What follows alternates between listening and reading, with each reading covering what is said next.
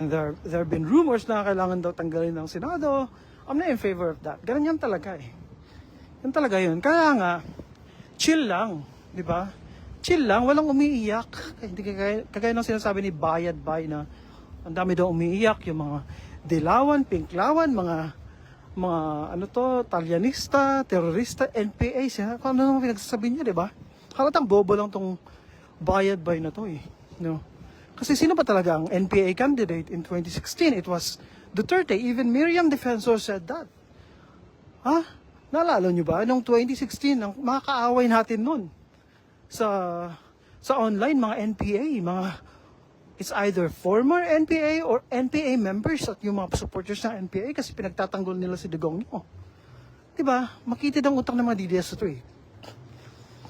So ilang beses, si Digongyo, ilang beses niyang inapis ang CPP-NPA. Pinalayan niya ang mahigit isang dosena, 2 dosena ata yun eh, more than 20, na mga top leaders ng NPA para lang i-apis ang NPA. Wala pa rin. Kasi nga, bobo kasi si Digongyo. Bobo si Duterte. He thought that he could appease his comrade na si Jose Maria Sison. Ideological yan. It's ideology. Alam naman natin na self-confessed socialist nga naman si Duterte, di ba? Sabi niya, I'm a socialist. Kasi ang ibig sabihin, ang pinagkaiba kasi ng communism sa socialism, according to Nelson Mandela, sa mga nakakalam nito, alright, communism is a party membership. You need to be a member of the Communist Party of your country, like CPP or Chinese Communist Party sa China, sa Pilipinas naman CPP-NPA, to be a communist, diba? But you can be a socialist without being a communist. Kung baga hindi ka member, but you're by heart a socialist. Leftist ka talaga, yun. Oh. Ngayon, hindi na tayo nagtaka na hawak ni Duterte ang Supreme Court. Kaya nga, I've been saying na chill lang, di ba? Walang mangyayari talaga sa Supreme Court natin. Kaya nga, the only way to make them accountable is the ICC.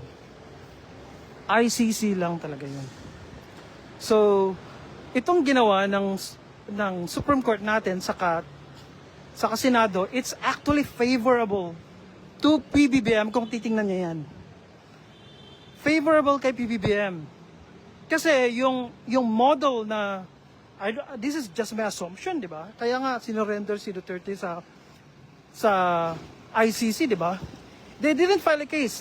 Sinabi mismo ni Chief Justice, hindi Chief Justice, DOJ Secretary, to correct, DOJ Secretary, Boying Rimulya na wala. Sinira ni Duterte yung evidence. They destroyed the evidence. They infected the whole case against them. Kung sino-sino yung pinag-appoint nila para sirain yung ombudsman, kasama na dyan. So, walang case sa Pilipinas. At isa pa, na-file yan noong 2017 ni Trillanes. So,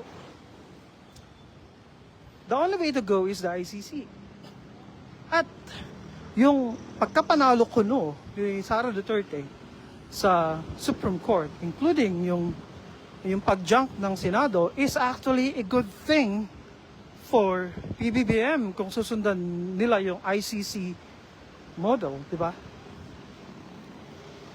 Kasi nga, they're trying to prove that, no, hindi gagana ang justice system para sa kanila dyan sa Pilipinas kasi they've had 6 years to destroy and pervert our justice system. The DOJ, including the Supreme Court, na kung saan ang appointee si Duterte ay 12.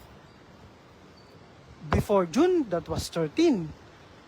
And when I check, PBBM has just like until 2028, dalawa lang yung pwede niyang i-appoint eh. Kasi magre-retire yung dalawa, expected na yan eh, na members ng Supreme Court before 2028. So, anong pinagsasabi ni Bayad Bay? Kabobohan. Kasi nga, di ba, Mingming, tama di ba? Ang requirement para sa mga DDS para maging kulto ni Digongyo ay bobo ka. Hindi lang bobo, kundi psychopath. Diba? Bakit? Karamihan sa mga DDS, tingnan mo yung mga comments. Puro sila mga astang addict. Tapos sasabihin nila addict ka. Diba? Saan ka nakakita ng stranger automatically accusing you of being an addict or criminal terrorist without proof, without even knowing you in person? Di ba, Ming? Magaling yan ng mga DD shit. Ayan, tama yan. Oh my God, you're pregnant? Oh, di ba? Tataba ng mga pusa dito sa BGC. Taba ching-ching ang mga pusa sa BGC. So yun lang, I just wanna drop this comment about this. Alright. Oh. Come here, Ming. Na, yun nga. Walang kwenta ang mga DD shit. And to be a member of that cult, you have to be stupid.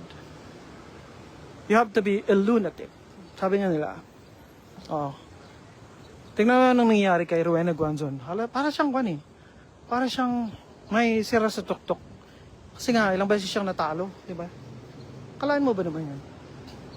Tingnan natin yung putsang yan. Si Ming Ming. Look at her. The way she sits like a lady. Hello, baby. You're sitting like a lady. Huh?